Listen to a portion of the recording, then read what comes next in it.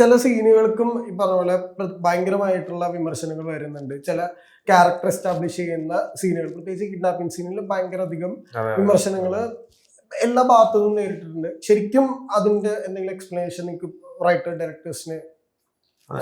നമ്മുടെ സൈഡിൽ നിന്നുള്ള എക്സ്പ്ലനേഷൻ വരുന്നില്ല. അത് ഈ സിനിമയുടെ പക്ക കോണ്ടെക്സ്റ്റിൽ നിന്നുകൊണ്ട് മാത്രമാണ് ആ സീനിനെ നോക്കി കാണേണ്ടതെന്നുള്ളതാണ് ഞങ്ങൾ പറയുന്നത്. അത് ഇപ്പൊ ചോദിച്ച ഒരു പർട്ടിക്കുലർ സീനിൽ ഈ സിനിമയുടെ ആന്റഗണിസ്റ്റ് ആയിട്ടുള്ള ഇപ്പൊ വിനീതേട്ടൻ ചെയ്യുന്ന ക്യാരക്ടർ, അദ്ദേഹം ഇപ്പൊ ഈ സിനിമയ്ക്ക് ഒരു നർമ്മം സ്വഭാവം ഉള്ളത് കൊണ്ട് നമ്മൾ കുറച്ച് ലൈറ്റ് ആയിട്ട് പ്രസന്റ് ചെയ്യുന്നെങ്കിൽ പോലും അദ്ദേഹം ഈ സിനിമയിൽ വില്ലനാണ്.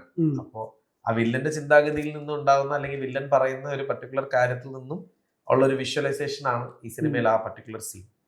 അപ്പം ആ സീൻ പോലും റെഫറൻസ് ആണ്. ഒരു സിനിമയിൽ വണ്ടിയിലെ നമ്പർ അടക്കം, കോസ്റ്റ്യൂം അടക്കം, അത് അങ്ങനെ റെഫറൻസ് ആയിട്ട് ഒരു വില്ലന്റെ ചിന്താഗതിയിൽ ഉണ്ടാവുന്ന ഒരു ശരിയായ ചിന്താഗതിയിലല്ല വില്ലൻ ചിന്തിക്കുന്നത്. പക്ഷെ ഈ സിനിമയുടെ അപ്പൊ തന്നെ നമ്മൾ ബ്രേക്ക് ചെയ്യുന്നുണ്ട്. കൂടെ ഉള്ള ക്യാരക്ടർ ആ ചിന്താഗതിന് അയ്യേ എന്താണ് സാർ എന്ന് ചോദിച്ചിട്ട്, അപ്പം അങ്ങനെ ഒരു ബ്രേക്കിംഗ് ഒക്കെ ആ കോണ്ടെക്സ്റ്റിലും സീനിന്റെ ഉള്ളിലും ഉണ്ട്.